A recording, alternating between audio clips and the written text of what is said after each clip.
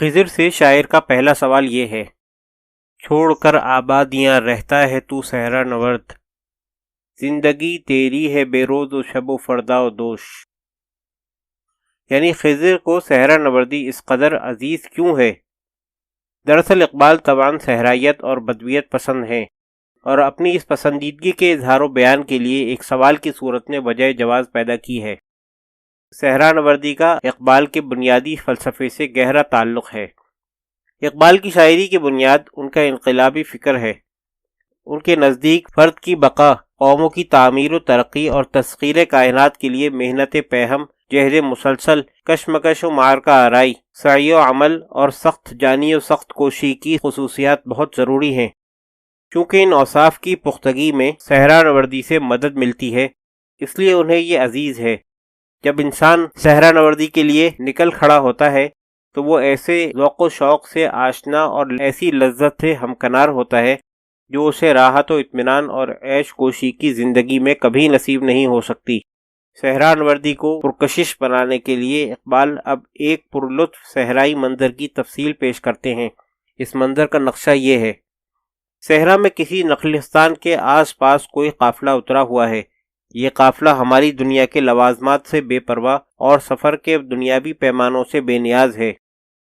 نخلستان کے چشمے پر اہل کارواں کا جمگھٹا دیکھ کر جنت کے کوثر و تسنیم اور سلسبیل کی یاد تازہ ہوتی ہے، جس کے گرد مومنین ساقی کوثر کے ہاتھوں آب حیات پینے کے لیے بےتاب ہوں گے۔ نخلستان کے گرد دور دور تک ریت کے ٹیلے بکھرے ہوئے ہیں، اور ان پر آہوان صحرائی ایک شان بے نیازی اور انداز دلربائی کے ساتھ محو خرام ہیں۔ اور اب شام ہو گئی ہے، صحرا میں چاروں طرف کامل سکوت چھایا ہوا ہے۔ ایسے میں غروب آفتاب کا منظر کس قدر دل فریب و دل آویز ہے۔ سینکڑوں سال پہلے غروب آفتاب کا ایسا ہی منظر حضرت ابراہیم علیہ السلام کے لیے بصیرت افروزی اور خدا شناسی کا پیغام لایا تھا۔ قرآن پاک کی سورۃ الانعام میں یہ واقعہ تفصیل سے مذکور ہے۔ اسی صحرا میں شام کے وقت جب آفتاب بالکل غروب ہونے کو ہے، ایک قافلہ اپنا سامان سفر تازہ کرنے کے بعد اگلی منزل کے لیے روانہ ہو رہا ہے۔ فضائے دشت میں بانگ رحیل بلند ہو رہی ہے، رات ڈھل رہی ہے، صبح صادق قریب ہے، مشرق سے ستارہ سحری نمودار ہوا ہے۔ اس کی نمود میں ایسا حسن، رعنائی اور لطافت ہے کہ بام گردوں سے جبریل امین جھانکتے ہوئے معلوم ہوتے ہیں۔ ان حسین مناظر اور پاکیزہ کیفیات کی دلاویزی میں کچھ ایسی کشش ہے کہ محبت کے سودائی مادی زندگی کی آلودگیوں سے فرار ہو کر ویرانوں بالفاظ دیگر دل فریب صحراؤں کی تلاش میں سرگرداں رہتے ہیں۔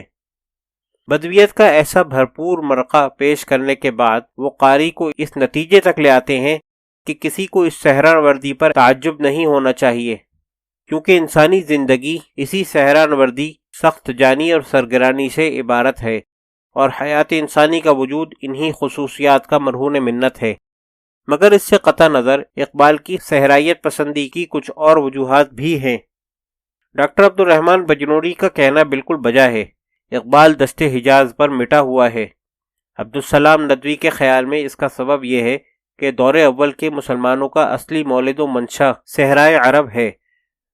عرب کی سادہ، صحرائی اور بدویانہ زندگی ہی نے دور اول کے مسلمانوں میں فاتحانہ اخلاق پیدا کیے تھے۔ پھر یہ کہ صحرائی زندگی میں تکلف و تصنع کا شائبہ بھی نہیں ہوتا، اس لیے اخلاق، مذہب اور معاشرت سب اپنی اصلی حالت پر قائم رہتے ہیں، اور فطرت کا جو منشا ہے وہ پورا ہوتا رہتا ہے۔ صحرا نشین آدمی میں قوت برداشت بہت زیادہ ہوتی ہے، اور قناعت پسندی کے سبب اس کی ضروریات اور مطالبے نسبتاً بہت کم ہوتے ہیں۔ کسی بڑے شہر کے باسی ایک متمدن انسان میں وہ جوش و ولولہ نہیں ہوتا جو عام طور پر صحرا نشینوں میں پایا جاتا ہے۔ فطرت کے مقاصد کی کرتا ہے نگہبانی، یا بندہ صحرائی یا مرد کوہستانی۔ صحرا کی بے سر و سامانی اور خوددارانہ زندگی کا نام اقبال کی اصطلاح میں فقر ہے۔ فقر کی بدولت صحرائی علاقوں سے مجدد ریفارمر اور پیغمبر اٹھتے رہے ہیں۔ اقبال روحانی اور جسمانی قوتوں کے حصول کے لیے صحرائیت و بدویت کو ضروری سمجھتے ہیں۔ یہی قوت دین و دنیا کی سعادتوں کا سنگ بنیاد ہے۔ اقبال کامل، صفحہ 281-282۔ پروفیسر آسی ضیائی کے خیال میں اقبال کی بدویت پسندی کا ایک اہم نفسیاتی سبب ان کے اس رد عمل میں دیکھا جا سکتا ہے جو ان کے ذہن میں فرنگی تہذیب کے خلاف پیدا ہوا۔ چونکہ یورپ کی سائنسی اور علمی سرگرمیوں کے سوا انہیں یورپ کی ہر چیز سے تنفر ہو گیا تھا، اس یورپ کی تمدنی زندگی کی سطحیت، تصنع اور عافیت سوزی بھی بری طرح کھٹکنے لگی، اور انہوں نے محسوس کیا کہ تمدن کی اس انتہا پر پہنچنے کے بعد انسان کے لیے تباہی ہی تباہی ہے، جس سے پناہ صحراؤ کوہساری کے پرسکون ماحول میں مل سکتی ہے۔ کلام اقبال کا بے لاگ تجزیہ، صفحہ 169-170۔ اقبال خود کو لالۂ صحرائم کہتے ہیں، انہیں لالۂ صحرا سے خاص انس ہے، وہ بار بار اس کی خوبیوں کا ذکر کرتے ہیں، یہ بھی ان کی بدویت پسندی کی دلیل